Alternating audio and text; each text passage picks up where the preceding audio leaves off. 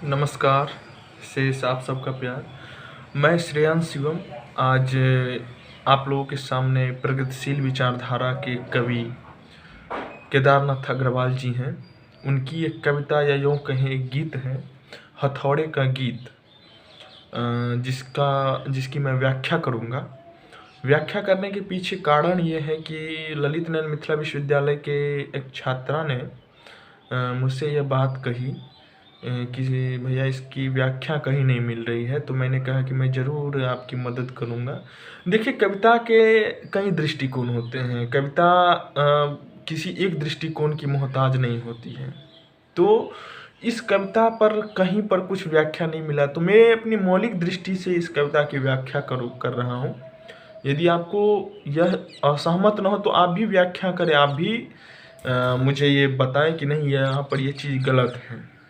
तो सबसे पहले गीत और कविता में अंतर ये होता है कि गीत के साथ संगीत जुड़ा हुआ होता है और कविता के साथ संगीत जुड़ा हुआ नहीं होता है।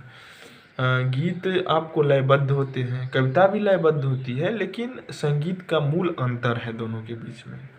अब हम लोग इससे आगे की बात ये करेंगे कि इसकी जो पंक्तियां हैं उस पर हम लोग गौर करेंगे कि आखिर उद्देश्य क्या है। तो इस पंक्ति को सबसे पहले हम अंग्रेज के समय से जोड़ेंगे।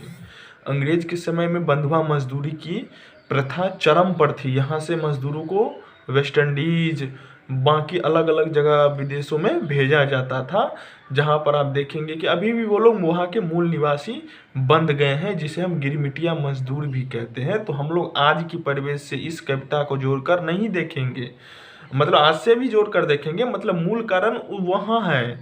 तो वहाँ पर हम लोग दृष्टिपात करेंगे अपना, क्योंकि केदारनाथ अग्रवाल जी का जन्म 1911 ईस्वी में हुआ था। ठीक, अब हम बात करते हैं कि मार हथौड़ा कर चोट, लाल हुए काले लोहे को, जैसा चाहे वैसा मोड़।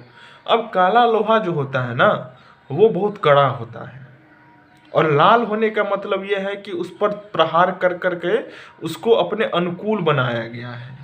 तो आप लाल हुए लोहे को आप देखेंगे कि जैसा चाहेगा वैसा मोड़ देगा, यानी परिस्थिति जो प्रतिकूल है ना मजदूरों के, ये मजदूरों पर आधारित कविता है, तो परिस्थिति जो प्रतिकूल है मजदूरों के, उसके अनुकूल ये कविता बात करती है, मजदूरों से कहती है कि लाल हुए काले लोहे को जैसा चाहे वैसा मोड़ने का मतलब यह है कि हमारी मजदूरों की जो प्रतिकूल परिस्थितियां हैं उसको मजदूरों के अनुकूल बनाने की यहाँ पर बात की गई है। मार हथौड़ा कर चोट, थोड़े नहीं अनेकों गढ़ले, फौलादी नरसिंह करोड़। अब थोड़े नहीं अनेकों गढ़ले का कहने का क्या मतलब है भाई, और फौलादी नरसिंह करोड़, तो मजदूरों की संख्या आप देखेंगे तो करोड़ों में है ना। वो फौलादी होते हैं, ये बात से भी किसी को कोई इनकार नहीं कर सकता है। अब नरसिंह यहाँ पर संज्ञा दी गई, उपमा दी गई, उपाधि केदारनाथ अग्रवाल जी की तरफ से। तो थोड़े नहीं अनेकों गढ़ले, फौलादी नरसिंह करोड़, यानी वो सत्ता और राजनीति में ज़्यादा से ज़्यादा मजदूरों की सक्रियता बढ़ाने की बात करते हैं कि आपका नेतृत्वकर्ता कोई होना चाहिए राजनीति और सत्ता में, क्योंकि राजनीति सबसे बड़ी शक्ति होती है। तो थोड़े नहीं अनेकों गढ़ले, आप जगह जगह पर अपनी सत्ताएं स्थापित करिए। फौलादी नरसिंह करोड़, आप लोग करोड़ों की संख्या में है। मार हथौड़ा कर चोट, लोहू और पसीने से ही बंधनों की दीवारें तोड़। अब बंधनों यानी बंधुआ मजदूरी की प्रथा, गुलामी की प्रथा, तो ये बोलते हैं कि बंधनों यानी रूढ़िवादी परंपरा का आप त्याग करिए। ये विद्रोह की बात करते हैं, क्रांति की बात करते हैं केदारनाथ अग्रवाल जी। लोहू यानी लहू, खून, और पसीना ये बोलते हैं अपने परिश्रम से, जैसे बोस बोलते हैं ना, तुम मुझे खून दो मैं तुम्हें आजादी दूंगा, सेम यहाँ पर बात करते हैं। ये लोहू और पसीने से ही बंधनों की दीवारें तोड़, यानी बंधुआ मजदूरी जैसी प्रथा को तोड़ो भाई, परंपरागत रूढ़िवादी परंपरा को तोड़ दो। मार हथौड़ा कर चोट, दुनिया की जाति ताकत हो, जल्द छवि से नाता जोड़, यानी आप ताकत तो है, ये मजदूर वर्ग ताकत तो है, लेकिन वो जाति ताकत है, यानी वो कमजोर पड़ रहा है अब।